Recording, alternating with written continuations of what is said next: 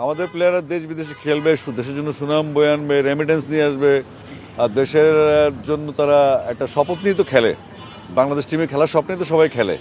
তো আমরা তো আমাদের প্লেয়ারদেরকে আটকাতে চাই না, কিন্তু আমাদের প্লেয়ারদের সুরক্ষা আমরা চাই, তাদের সম্মানটা চাই, এবং আমাদের যে একটা ফুল স্ট্যাটাস আমাদের আছে আইসিসির, সেটা যেন সমুন্নয় থাকে। আমরা একটা পূর্ণাঙ্গ সদস্য আইসিসির, আমরা টেস্ট প্লেয়িং কান্ট্রি, এবং আমাদের সব ফরম্যাটে আমাদের অবস্থান আছে।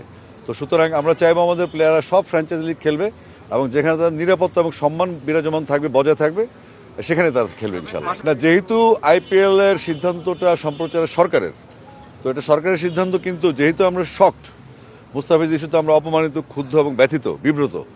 সেদিক থেকে আমরা বাংলাদেশের মানুষের দাবি একটাই, যেহেতু মুস্তাফিজ নেই, আমরা সেখানে অপমানিত হয়েছি। আইপিএল সম্প্রচার চলতে পারে না, এবং আমি যতটুকু পাবলিক পালস পড়েছি, এখন তো আসলে নতুন প্রজন্ম 24